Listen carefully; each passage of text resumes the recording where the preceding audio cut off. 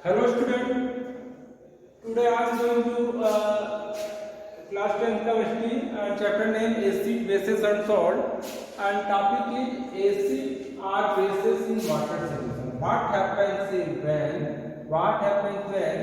acid bases in water solution? जब acid या base को हम वाटर में रखते हैं तो क्या होता है? Acid what happens when acid and bases acid or bases in water solution. तो सबसे पहले एक एक्टिविटी दिया है एनसीईआरटी में, उसको हम लोग देखेंगे कि क्या एक्टिविटी है ना। तो पहले उस एक्टिविटी को करके हम लोग तो आगे बढ़ेंगे। देखो पहले एक टेस्ट ट्यूब लेते हैं, उसमें 1 ग्राम NaCl लेते हैं। एक टेस्ट ट्यूब लिया क्या है 1 ग्राम NaCl लेते हैं। फिर यहाँ पे ऐड करते हैं कंसंट्रेटेड सल्फ्यूरिक एसिड, इसमें कुछ कंसंट्रेटेड सल्फ्यूरिक एसिड को ऐड करते हैं, है ना। हमने क्या लिया है NaCl लिया है और H2SO4 यहाँ पे हम ऐड करते हैं। कोई यहाँ पे गैस इवॉल्व होती है, कोई यहाँ से गैस इवॉल्व होती है, यहाँ पे ये गैस इवॉल्व होती है। अभी हम इस रिएक्शन को रिप्रेजेंट कर रहे हैं, रिएक्शन लिखेंगे तो यहाँ एक गैस इवॉल्व होती है। ये गैस कौन सी गैस इवॉल्व होती है? इसको पहले हमारे पास दो तरह के लिटमस पेपर हमको दिया रहता है, ड्राई एंड वेट, और दोनों ब्लू लिटमस पेपर होने चाहिए। एक को हम ड्राई रखते हैं, दूसरे को हम वेट कर देते हैं। एक यानी भीगा लिटमस पेपर होता है, दूसरा जो है सूखा लिटमस पेपर होता है, दोनों ब्लू कलर के होते हैं। तो जैसा कि आप जानते हैं कि ये ब्लू हम ले रहे हैं तो मतलब कोई यहाँ से एसिड ही निकल रहा है, जो गैस होगी वो क्या होगी एसिड ही होगी। तो क्योंकि एसिड क्या करता है ब्लू लिटमस पेपर को इसमें रेड में चेंज कर देता है ना। तो होता क्या है एक्चुअली यहाँ पे कोई एक गैस निकलती है इस तरह से। ये रिएक्शन पहले देखिए, यहाँ पे होता क्या है कि NaCl सोडियम क्लोराइड वह H2SO4 से रिएक्शन करता है तो क्या बनता है Na2SO4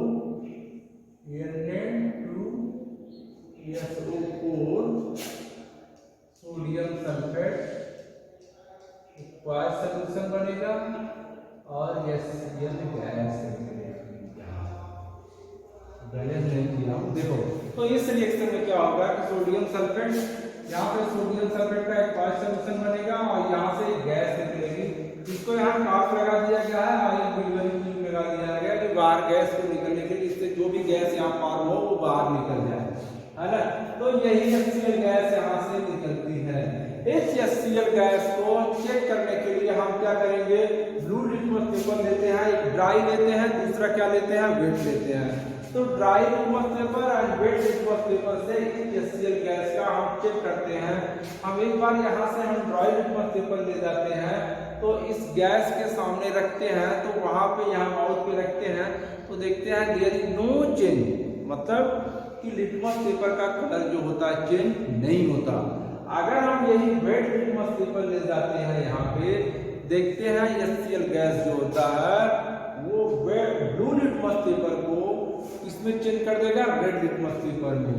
यानी कि अब यहाँ पे हम ये कर सकते हैं, ये बताता है कि एसिड या बेस जो भी एसिड या बेसिस का जो भी कैरेक्टरिस्टिक्स होता है वो एक्वायस सॉल्यूशन में ही बता सकते हैं हम कि वो एसिड है कि बेस है।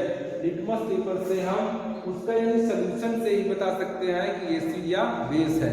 उसको वो ड्राई फॉर्म में गैसियस फॉर्म से हम उसको लिटमस पेपर से चेक नहीं कर सकते कि एसिड या बेस है। तो इसका मतलब हमने पीछे पढ़ा था कि एसिड के पास क्या होता है हाइड्रोजन आयन होता है। All the acids have hydrogen ion whereas all the bases have hydroxide ion. तो जो यहाँ पे जो मतलब ये एसिड है तो इसका जो आयनाइजेशन यहाँ पे नहीं होता, ड्राई फॉर्म में HCl जो है HCl हाइड्रोक्लोरिक एसिड का आयनाइजेशन या डिसोसिएशन नहीं हो पाएगा। तो जिससे ये नहीं मालूम पड़ता है कि यहाँ पे हाइड्रोजन आयन प्रेजेंट है। तो इसलिए जब भी इसका एक्वायस सॉल्यूशन रहेगा या हम वेट लिटमस पेपर से चेक करेंगे तभी ये ब्लू लिटमस पेपर का कलर चेंज कर पाएगा, अदरवाइज ये कलर चेंज नहीं कर पाएगा। तो एसिड और बेस जो होते हैं जो हाइड्रोजन आयन या हाइड्रोक्साइड आयन से जो पहचाने जाते हैं वो एक्वायस सॉल्यूशन यानी वाटर से यानी वेट फॉर्म से ही पहचाने जा सकते हैं। वे अगर ड्राई फॉर्म में है तो हम उसको नहीं बता सकते कि ये इंडिकेटर लिटमस पेपर या कोई और इंडिकेटर जो बता नहीं सकता कि मतलब ये एसिड है कि बेस है। तो इस एक्सपेरिमेंट से ये कह रहा और ये कह रहा ड्राई फॉर्म यहाँ पे आपको चूंकि हम एनसीईआरटी को फॉलो कर रहा है तो यहाँ दिया है God tube containing calcium chloride. अगर आपका एटमॉस्फेयर ह्यूमिड है ना, तो आप उसको एक कैल्शियम क्लोराइड का गार्ड ट्यूब जिसमें कैल्शियम क्लोराइड होता है उससे आप लिटमस पेपर को ड्राई कर सकते हैं।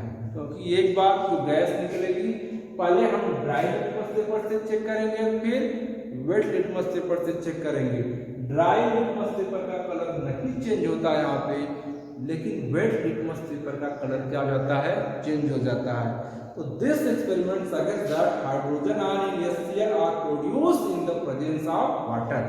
यानी ये बता रहा है कि हाइड्रोजन आयन यानी इसका HCl गैस का हाइड्रोजन आयन तभी निकलेगा, यही हाइड्रोजन आयन जब बाहर निकलता है तब जब ये ब्लू लिटमस पेपर को क्या कर देगा, ब्लू लिटमस पेपर को रेड में कलर कर देगा। ये तभी कर पाएगा जब ये वेट फॉर्म में हो, यानी कि वेट फॉर्म में जब ये क्या हो, यहाँ पे ड्राई फॉर्म में ये ड्राई वाले का अगर यहाँ पे गैस निकल रही है ड्राई लिटमस पेपर ले जाएंगे तो वो जो है ब्लू लिटमस पेपर का कलर चेंज नहीं कर पाएगा। This experiment suggest that hydrogen ions in HCl are produced in the presence of water.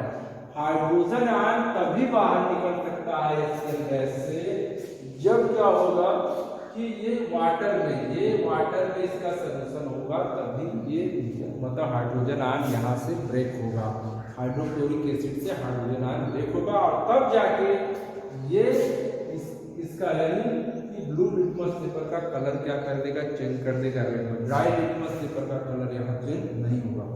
तो हम यहाँ पे देखेंगे तो पीछे हमने ये भी पढ़ा था कि सभी एसिड के पास हाइड्रोजन आयन होता है, सभी बेस के पास हाइड्रोक्साइड आयन होता है। तो यहाँ पे क्या होगा कि हम यहाँ पढ़ने जा रहे हैं कि ये जब एसिड क्या बेसिक ड्राई फॉर्म में रहेगा तभी क्या उसके पास हाइड्रोजन आयन रहेगा और तभी वो अपनी आइडेंटिटी बताएगा, है ना। तो ड्राई फॉर्म में कोई भी एसिड या बेस जो है वो अपनी आइडेंटिटी नहीं कर सकते, क्योंकि वहाँ से उसका हाइड्रोजन आयन या हाइड्रोक्साइड आयन जो है बाहर नहीं निकलते, तो जिससे हम नहीं बता पाएंगे कि एसिड है या बेस है। तो एसिड और बेस को पहचानने के लिए किसी भी इंडिकेटर से हम उसको हमेशा उसका एक्वायस सॉल्यूशन यानी वाटर में सॉल्यूशन बना के ही बता सकते हैं कि ये एसिड है कि बेस है। यानी H+ आयन या OH- आयन जो है ये एक्वायस सॉल्यूशन यानी वाटर में ही जो है जो ब्रेक होके ये एसिड या बेस की प्रॉपर्टी को शो करते हैं।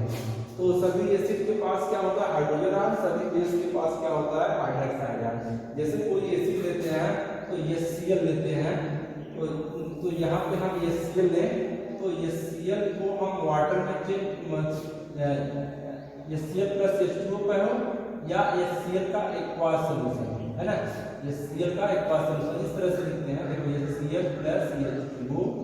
तो ये क्या हो गया, यहाँ पे हमने इस रिएक्शन HCl + H2O वास ये लिक्विड होता है तो क्या बनेगा, H+Cl-।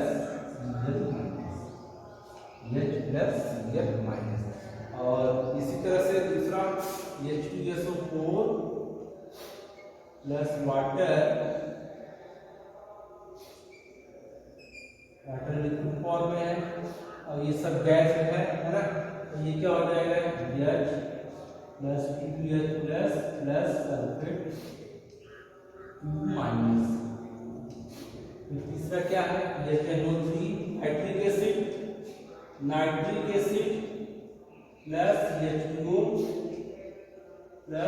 H2O नाइट्रिक एसिड जो है वाटर से रिएक्शन करेगा। तो यहाँ NO3 का एक्वायस सॉल्यूशन वाटर में क्या देगा, हाइड्रोजन आयन + नाइट्रेट। तो इसी तरह से आप हाइड्रोक्लोरिक का कर सकते हैं, कार्बोनिक एसिड के कर सकते हैं, फास्फोरिक एसिड के कर सकते हैं। तो सभी एसिड के पास क्या होता है, hydrogen ion. All the acids have hydrogen ion. तो यहाँ देखो बेटा, यहाँ पे हम एक चीज और लिख सकते हैं, ये जैसे ही कोई एसिड जो होता है वाटर में डिजोल्व होता है तो तुरंत जो होता है H+ आयन देता है।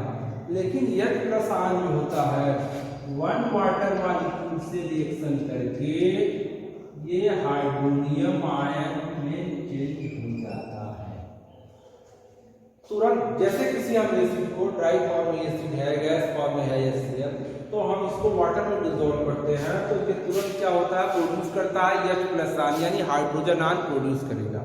लेकिन वन हाइड्रोजन आयन जो होता है वन वाटर मॉलिक्यूल से रिएक्शन करके ये हाइड्रोनियम आयन में चेंज हो जाता है। यानी हाइड्रोजन आयन तो प्रोड्यूस होता है, तुरंत प्रोड्यूस होगा हाइड्रोजन आयन, लेकिन वो स्टेबल किस फॉर्म में रहेगा, हाइड्रोनियम आयन। तो इसी तरह से जितने भी एसिड के हाइड्रोजन आयन होते हैं सब जो होते हैं वो हाइड्रोनियम आयन में चेंज हो जाते हैं। यानी हम कह सकते हो, इस तरह से हम इसको कह सकते हैं, all the acids have hydrogen ion और हाइड्रोनियम आयन, इस तरह से भी बोलते हैं, all the acids have hydrogen ion और हाइड्रोनियम आयन। सभी एसिड के पास या तो मतलब हाइड्रोजन आयन बोलिए या हाइड्रोनियम आयन होता है। दोनों में से इस तरह से हाइड्रोजन आयन कहोगे या हाइड्रोनियम आयन, कोई इफेक्ट नहीं पड़ेगा, क्योंकि हाइड्रोजन आयन तुरंत जब भी हम वाटर में डिसॉल्व करेंगे वो हाइड्रोजन आयन में चेंज हो जाएगा, वो जो है हाइड्रोजन आयन प्रोड्यूस करेगा। लेकिन हाइड्रोजन आयन जो होता है तुरंत वाटर मॉलिक्यूल से, जितने हाइड्रोजन आयन होंगे वो तुरंत वाटर मॉलिक्यूल से रिएक्शन करके जस्ट हाइड्रोनियम आयन में चेंज हो जाते हैं। यानी इस तरह से जैसे हम पीछे कहते थे all the acids have hydrogen ion, तो सेम उसी तरह से कह सकते हो all the acids have hydrogen ion हो या हाइड्रोनियम आयन, उसका सेम मीनिंग होगा। कोई उसमें जो है मतलब हाइड्रोजन आयन बोलो या हाइड्रोनियम आयन बोलो। हाइड्रोजन आयन की जगह पे हम हाइड्रोनियम आयन भी कर सकते हैं और हाइड्रोनियम आयन की जगह पे हम हाइड्रोजन आयन को भी बोल सकते हैं। यानी इस तरह से बोल सकते हैं all the acids have hydrogen ion और all the acids have hydronium ion, है ना। तो एक ही बात हुई, चाहे हाइड्रोजन आयन बोलो या हाइड्रोनियम आयन। इसी तरह से बेस होता है, बेस जो होता है, बेस में क्या होता है, ड्राई फॉर्म में, ड्राई फॉर्म में उसके जो है वो हाइड्रोक्साइड आयन को प्रोड्यूस नहीं करता। वो जब भी प्रोड्यूस करेगा तो उसको वो भी जो है वाटर में ही हाइड्रोजन हाइड्रोक्साइड आयन को प्रोड्यूस करेगा। और हम वाटर में ही बता सकते हैं, इसी उसके एक्वायर्ड सॉल्यूशन से ही बता सकते हैं किसी एसिड या बेस को कि ये एसिड है कि बेस है। तो अब जैसे बेस हमारे पास NaOH है, KOH है, CaOH है ना, तो ये बेसिस है। तो अब इसका जैसे हम जब इसको वाटर में हम डिसॉल्व करेंगे, NaOH सॉलिड फॉर्म में है ना, तो इसको हम जो है हम वाटर में डिसॉल्व करें, वाटर में डिसॉल्व करेंगे तो क्या बनेगा बोलो, ये बनेगा सोडियम आयन, यानी Na यहाँ पे ये Cl नहीं है, Na plus hydroxide ion, Na plus hydroxide, यानी इसका भी एक्वास सॉल्यूशन होगा, इसका भी एक्वास सॉल्यूशन में दोनों होंगे। तो यानी कि जितने भी बेस होंगे, आप कोई भी बेस दोगे, KOH लोगे तो ये क्या देगा, K+O- है ना। KOH को आप वाटर में डिसॉल्व करेंगे, KOH को वाटर में डिसॉल्व करेंगे,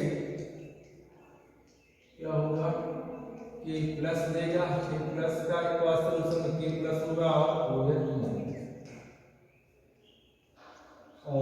और इसी तरह से कैल्शियम हाइड्रोक्साइड, इसी तरह से कैल्शियम हाइड्रोक्साइड का भी चेक कर सकते हो, calcium hydroxide CaOH twice, yes plus H2O, ये क्या होगा, Ca2 plus plus OH minus, OH bond, है ना। तो सभी बेसेस के all the bases have hydroxide ion and all the acids have hydrogen ion और hydronium ion in water solution. तो हमारा जो हमारा क्या था, जो हमारा यहाँ पे टॉपिक था वो acid and bases in water solution. तो acid and bases in water solution, all the acids have in water hydrogen ion और hydronium ion, whereas all the bases have hydroxide ion in water solution. तो bases सभी hydroxide ion रखते हैं और acid जो है hydrogen ion hydronium. तो अब फिर यहाँ से हम एक बार देख लेते हैं जो न्यूट्रलाइजेशन रिएक्शन है, पीछे हमने देखा था न्यूट्रलाइजेशन जब एसिड और बेस जो है रिएक्शन करते हैं तब क्या होता है। तो यानी सभी बेस के पास क्या होता है, बेस के पास क्या होता है हाइड्रोजन हाइड्रोक्साइड आयन और एसिड के पास क्या होता है हाइड्रोजन आयन या हाइड्रोनियम आयन। तो हाइड्रोजन आयन को सब बोलते हैं। जैसे हमने बताया था यहाँ पे न्यूट्रलाइजेशन रिएक्शन को हम एक्सप्लेन कर सकते हैं, जैसे एसिड प्लस बेस क्या मिला था, क्या मिलता है हमको, सॉल्ट मिलता है और वाटर, सॉल्ट और जैसे कोई एसिड ले लें, है ना। तो एसिड क्या ले लें, एसिड हमका जो है कोई एग्जांपल ले लें, जैसे HCl plus base NaOH base NaOH। तो यहाँ क्या होगा, देखो ये दोनों आपस में रिएक्शन कर लेंगे और सॉल्ट बनाएंगे। यहाँ से H प्लस और यहाँ से OH माइनस, दोनों आपस में रिएक्शन करके क्या बनाएंगे, वाटर बनाएंगे, यानी NaCl प्लस H। इस रिएक्शन के आधार पे यहाँ पे हम न्यूट्रलाइजेशन रिएक्शन को हम एक्सप्लेन कर सकते हैं। यानी जो यहाँ से H प्लस ये वाटर में क्या देगा, H प्लस देगा, ये वाटर में H प्लस देगा और ये क्या देगा, ये वाटर में क्या देगा, OH माइनस, दोनों आपस में रिएक्शन करके यही क्या बनाते हैं, H2O बनाते हैं, है ना। अब फिर हम यहाँ पे एक और पढ़ेंगे इसी में डाइल्यूशन क्या होता है। अब यहाँ पे आपको हम डाइल्यूशन के बारे में बताने जा रहे हैं। डाइल्यूशन क्या होता है, एसिड और बेस में वाटर को हम ऐड करते हैं तो वो उस सॉल्यूशन से क्या होता है, उसी को डाइल्यूशन करते हैं। जैसे कोई एसिड या बेस है तो उसमें हम वाटर का एडिंग होता है उसी को क्या करते हैं, डाइल्यूशन करते हैं। आप सपोज कर लीजिए एक टेस्ट ट्यूब में कोई एसिड है, यहाँ पे कोई एसिड है, एसिड का सॉल्यूशन है एसिड और दूसरे में बेस है, और बेस नहीं वाटर। यहाँ पे क्या है, वाटर है, ये जो है वाटर। तो वाटर को जब भी हम वाटर को जो मिक्सिंग होता है एसिड या बेस में हम ऐड करेंगे तो उसी को कहते हैं डाइल्यूशन करते हैं। यानी पर यूनिट जब वाटर हम ऐड करते हैं तो पर यूनिट कंसंट्रेशन जो होता है हाइड्रोजन आयन या हाइड्रोक्साइड आयन क्या करता है, डिक्रीज करता है ना। जैसे मान लीजिए यहाँ पे पहले हाइड्रोजन आयन, यहाँ पे हम सपोज कर लेते हैं 5 हाइड्रोजन आयन था 1 लीटर में। यहाँ अगर सपोज कर ले इसका वॉल्यूम कितना है, 1 लीटर है, तो 1 लीटर वॉल्यूम में 5 हाइड्रोजन आयन है ना। तो यहाँ पे अगर इसमें हम 1 लीटर वाटर और ऐड कर देते हैं तो हाइड्रोजन आयन तो कितना होगा, 5 हाइड्रोजन आयन होगा, लेकिन वॉल्यूम कितना होगा, 2 लीटर। यानी कि ये हाइड्रोजन आयन यहाँ पे एसिड है तो हाइड्रोजन आयन और यूनिट वॉल्यूम में क्या कर रहा है, डिक्रीज कर रहा है। यहाँ पे 1 लीटर में 5 हाइड्रोजन आयन थे, यहाँ पे कितना है, 2 लीटर में 5 हाइड्रोजन आयन है। तो यहाँ इसका कंसंट्रेशन डिक्रीज करता है, यानी इसको कहते हैं डाइल्यूशन ऑफ एसिड। अगर बेस रहेगा तो क्या बोलेंगे, डाइल्यूशन ऑफ बेस। तो यहाँ बेस रहेगा तो H प्लस की जगह क्या रहेगा, OH माइनस रहेगा। तो इसी को कहते हैं डाइल्यूशन कहते हैं। और यहाँ पे ध्यान दो, जब भी हम एसिड या बेस को डाइल्यूट करते हैं तब हमेशा हम वाटर को एसिड या बेस में हम ऐड करते हैं। वाटर एडेड टू एसिड या बेस, वाटर को हमेशा एसिड या बेस में ऐड करते हैं। जैसे हम लैब में कोई भी एक्सपेरिमेंट करते हैं तो हमको किसी एसिड को डाइल्यूट करना हुआ तो हमेशा हम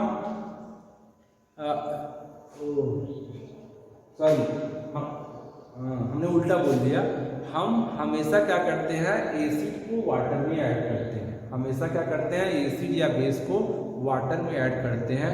एसिड या बेस को डाइल्यूट करने के लिए we always add acid or bases in water, not water in acid या बेसिस। हमेशा हम क्या करेंगे, एसिड या बेस को वाटर में ऐड करेंगे, वाटर को एसिड या बेस में ऐड नहीं करते। क्यों नहीं ऐड करते, इसके बारे में जानते। देखो जब भी क्या करेंगे, जब हम देखो एसिड या बेस में जब भी हम वाटर ऐड करेंगे ये क्या होता है, एक्सोथर्मिक रिएक्शन होता है। Exothermic reaction large amount of heat क्या होती है, रिलीज होती है।